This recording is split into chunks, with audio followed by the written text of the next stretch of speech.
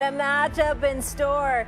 Mavs season five-time All-Stars Luka Doncic and Jason Tatum lead the charge for both these squads. Luka won the NBA scoring title this season and looks to become the first player to win the scoring title and NBA championship in the same season since Shaq in 2000.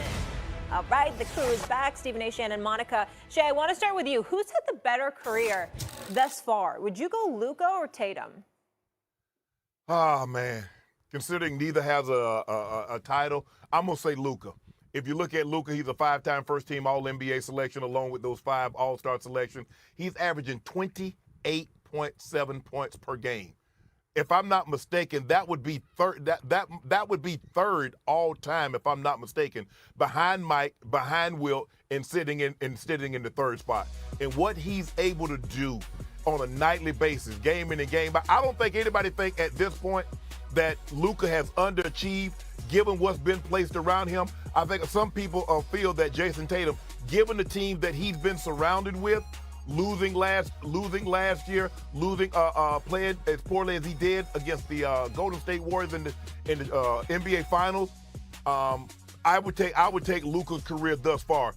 Both guys are far from being done, but if this is what we do. We ask tough questions here on First Take.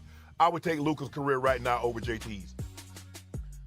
This is a tough question, Unc. I'm glad that you listen. I was like, oh man, come on, y'all. Like, let's start this final so I don't have to do this. I actually am going to go with Tatum. Same thing. 3 All-NBA selections, the 5-time All-Stars like we saw in the graphic. But I think winning is hard. And I understand the argument that Jason Tatum and the Celtics may have underachieved in the eyes of some. I mean, there were plenty of us that thought they were going to win that 2022 championship. But I think going to 2 finals, now his second, and 3 conference finals and winning a conference finals MVP, like, I think being closer to the promise, I'm going to give Jason Tatum the edge in this conversation. But this is a very tough question. It's a very, very tough question. I don't blame y'all for having a tough time with it because I know that I did. But I'm going to go with Jason Tatum, believe it or not. Here's a couple things. Luka's been in the league for 6 years. He's missed the playoffs twice, and he's been bounced out in the first round twice. So 4 to 6 years, he either hasn't gotten past the first round or hasn't made it to the first round at all. The 2 other times, it was a conference finals appearance, and now this is his first NBA finals appearance. Now, I will say this about Luka. Points, assists, and rebounds, along with field goal percentage shooting, he's gotten Jason Tatum beat. But do you know that in Jason Tatum's 7 years in the NBA, he's only been bounced out in the first round 1 time? He's been to 5 conference finals, and now his second NBA finals appearance. And when you look at that kind of resume, that's where I think he gets the edge. He hasn't been going home early. Now, having said all of that, to piggyback off of what both of y'all said, it is a tough one because obviously numbers don't tell the whole story. I would tell you this. This question is definitively answered in this championship series. Whatever our answer is now, it doesn't matter. This series will provide a definitive answer to this question. Let me tell you why I took Luka. Because if you look at, you say he's went to 5 Eastern Conference Finals. He was favored. Look at when he lost to Cleveland. They were favored. When they lost to Miami, they were favored. Name the time that Luka lost a series in which he was favored. Think about it, he went up against the Clippers in their prime. Kawhi was playing. Paul George was playing.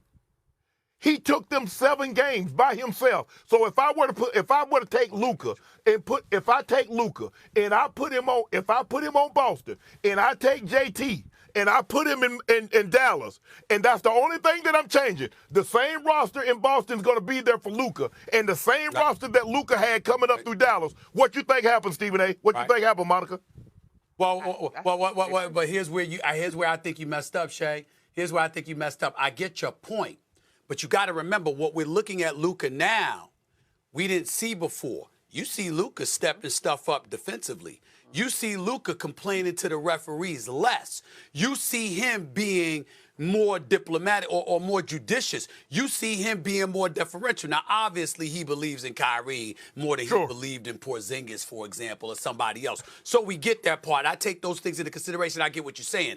But I'm just saying, looking at him in a vacuum, not really paying that much attention to why he may have been the way that he was. And that's not to say it was all bad, because Luka was great. He averaged 21 points as a rookie, for crying out loud. I'm just simply saying, looking at him now, that's not what we were seeing years ago. It wasn't what we were seeing when he was playing under Rick Carlisle compared to what we've seen him do under Jason Kidd. And that's not to throw any shade on the great Rick Carlisle, who's a champion as a coach and just took the Pacers to the Eastern Conference Finals. I'm simply pointing out there is a difference in Luka now compared to what it was 2, 3, 4 years ago. And he got Kyrie. You did that thing, Uncle, where you kind of changed the question. Because if you were to flip-flop these two guys, obviously now you're having a conversation about what it looks like in the potential moving forward, as opposed to so far what has been accomplished. And I just think team winning, it's hard He had to the do. better It's hard team, to get to Mo. the finals.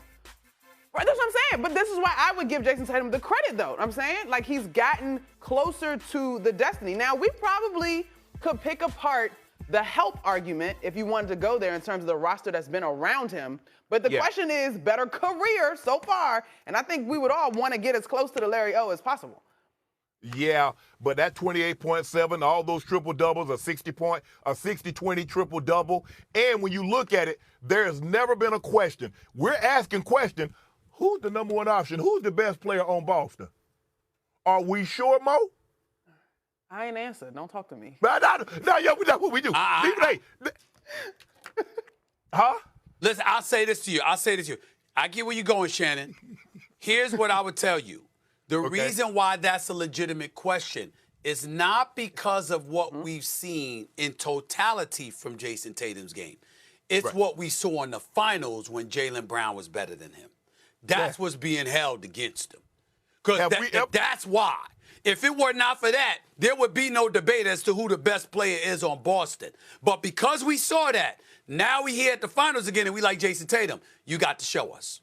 Think about it. There have been series in which Luka has lost, and Luka was the best player. Remember those times he lost to the Clippers? Was there any doubt in anybody's mind who was the best player on the floor? Kawhi, Paul George, or Luka? Who was the best player, Mo? But Shannon, I mean, yeah, Luka's clearly was rolling, but in career, the best career, like, I know we're not talking horseshoes, but if we have to choose between what we're given, you're really taking the individual accolades over opportunities to compete for a final? For a title? Considering neither has won anything, yeah, I'm going to take the 5 first-team All-NBA selections. The Rookie of the Year. Yep, me. That's what I'm going to do. All right, fair enough. Fair enough. And, one got the magic. That is what Shay will do. Yeah, he said it. But here's the thing, Stephen A. One guy got the Magic Johnson Award. One guy got the Larry Bird Award. Like you said, we're going to find out. Now, ask us that question in about 3 weeks. Boop, there it is. Now, boop, there it is. There we go.